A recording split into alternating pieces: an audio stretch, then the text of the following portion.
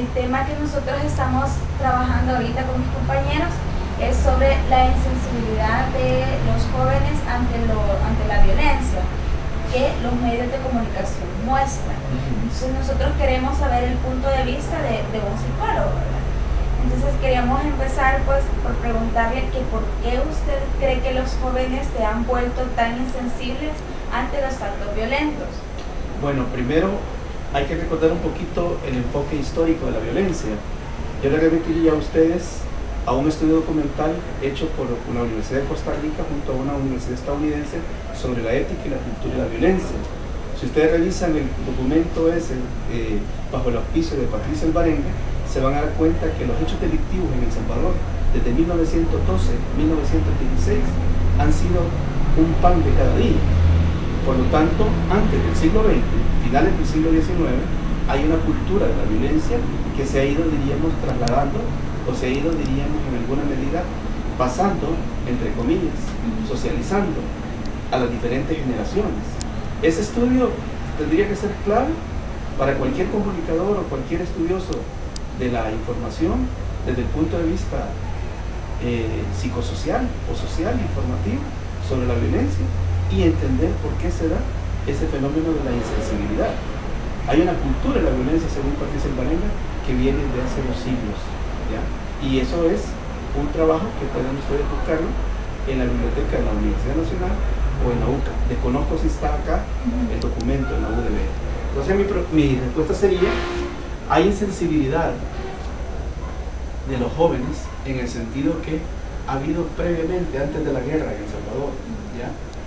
Antes, durante y después de la guerra, una cultura de la violencia que se ha practicado de una forma casi sistemática, casi institucionalizada.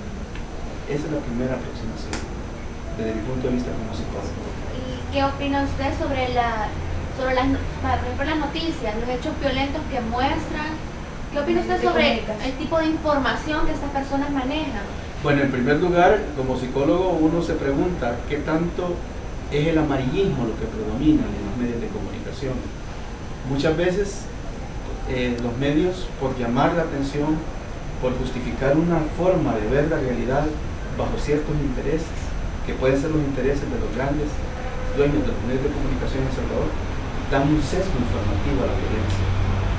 Yo no puedo decir en El Salvador, a través de los medios, que todos los crímenes son hechos por pandillas, si no hay un estudio registrado. Yo trabajé en medicina legal en la Corte Suprema de Justicia 10 años y llevábamos estadísticas realmente de cómo, más o menos, diríamos, se registraba la violencia en los lugares más, ¿cómo se llama?, frecuentes de la violencia, y el prototipo, diríamos, de situaciones que se daban en los escenarios de la violencia en El Salvador. Entonces yo creo que sería como hacerle un llamado a los medios de comunicación humildemente, desde este servidor, al hecho que fundamenten más y sean más prudentes a la hora de transmitir una noticia. No se puede generalizar. Para usted, lo que presentan los medios incluye al joven a que se haga también, digamos, pandillero, a que él participe en la violencia. Vamos a ver, los medios a veces, no puedo generalizar, y algunos medios, porque también hay medios que son más responsables que otros al transmitir un dato sobre la violencia, algunos medios en alguna medida como que destacan, ¿ya?, como que subrayan o refuerzan la conducta violenta. Entonces, para una persona que pertenece a un grupo delictivo, pareciera que eso es un premio, ¿ya? Pareciera que le están reforzando la conducta de que eso hay que seguirlo haciendo porque salís en los medios, ¿ya? Entonces, habrá que ver cuáles medios, con qué responsabilidad y bajo qué perspectiva de óptica informativa se dan esas propuestas de información. Y bueno, esto por lo general sí afecta bastante del desarrollo de los jóvenes. Muchísimo. ¿Cómo te imaginas tú, por ejemplo, que a las 6 de la mañana que venimos a la UDB, a cualquier medio que vengas, cómo te impacta a ti ver a un cobrador y a un, ¿cómo se llama?, a un motorista tirados en la calle? O saber que está detenido el tráfico porque asaltaron un X bus o microbús y han asesinado a un pasajero. Dos respuestas son, diríamos, claves. O lo ves como otra cosa que ha sucedido cotidianamente y ya no te interesa, o te llama el escándalo, te interpela la realidad. que cuestiona qué estamos haciendo nosotros como ciudadanos salvadoreños para evitar la violencia. ¿Ya? De la misma manera, cómo socializamos los hijos en la familia, cómo predisponemos los patrones de familia, cómo, diría Edgar Morin, cómo detallamos o cómo asignamos el imprinting cultural a los jóvenes, cómo te sello yo a ti cuando, por ejemplo, como persona te digo que los jóvenes son violentos, cuando no se puede generalizar, o que todos los crímenes son hechos por pandillas, cuando tendría que haber estudios detallados técnica y científicamente antes de llevarlo a la pantalla chica. Sí, porque, bueno, comentábamos con el licenciado en la clase ese hecho, ¿verdad? De que hay un muerto, pero la gente ya lo ve como algo normal, ya no le afecta tanto, y es por eso que nosotros queremos estudiar por qué los jóvenes se han vuelto tan insensibles, porque ya eso es normal.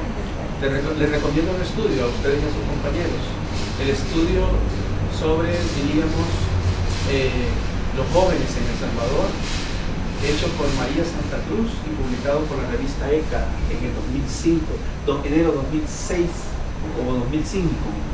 Ese estudio te revela prácticamente cómo está el mundo de los jóvenes, bajo las posibilidades del empleo, bajo las posibilidades de lo que sería el estudio, bajo las posibilidades, diríamos, de la desintegración familiar, la migración en el contexto salvadoreño. Está otro trabajo también sobre Iván Morellana, también sobre los jóvenes, cómo también las nuevas tecnologías en alguna medida están causando también algún tipo de cultura sobre lo que es el mundo del joven. Entonces, hay muchas fuentes para poder, diríamos, ver otras perspectivas y otras posibilidades de abordar los problemas de la cultura, por ejemplo, en este caso la cultura de la violencia en El Salvador y cómo impacta en los jóvenes. Ya para finalizar, solamente quería preguntarle qué escala del 1 al 10 pondría usted los medios de comunicación que serían como uno de los factores más influyentes. Para usted, ¿en qué escala lo pondría? Bueno, habría que valorar, por ejemplo, qué medio, ¿verdad? Porque si vemos Ágape, el canal 8 es un medio un poco más responsable, con una cultura más, diríamos, cuidadosa para manejar, diríamos, esos temas, etcétera. No sé si vemos los programas de Nacho Castillo, o vemos TCS, o vemos Cuatrovisión, etcétera. Yo creo que el impacto en los medios anda en un 80%. Sí, un 80-85%. ¿Por qué? Porque te configuran la realidad, te dan una forma de ver la realidad, pero hay que acordarse que esos medios tienen dueños. Y muchas veces lo que se transmite es lo que el dueño de ese medio de información le permite al que va a editar la noticia que salga. La gran pregunta del millón, ¿qué pasa, por ejemplo, en el caso famoso de aquel muchacho que mató a otro? ¿Qué pasa si el niño, el muchacho, en vez de haber sido, diríamos, un muchacho pobre, hubiera sido un muchacho de dinero? Lo hubieran publicado, se hubiera conocido, se le hubiera dado tanta noticia. ¿Por qué la verdad en las noticias realmente no se da como, diríamos, con la igualdad que merecen los ciudadanos? ¿Verdad? ¿Por qué? ¿Cuáles son los intereses que están detrás? Te recomendaría revisar el libro de Psicología Social de Ignacio Martín Baró, que es un trabajo de los años 80, 90, el capítulo de la violencia. Desde ahí puedes tener una perspectiva. Si eso sucedía en El Salvador antes de la guerra, durante la guerra, ¿qué no puede suceder ahora que los medios de comunicación están en un periodo de la vida? Y les recomiendo el libro de Historia, Ética y Cultura de la Violencia de Patricia Valente, que es un buen trabajo doctoral sobre la cultura de la violencia, especialmente visto desde los problemas de la cotidianidad en El Salvador a finales del siglo XIX y principios del siglo XX. Ok, entonces con eso finalizamos. Muchas gracias por su tiempo y por su valiosa información. No, a la orden. Un granito de arena se da con todo gusto. Bueno, muchas gracias. Bendiciones y gusto conocerlos.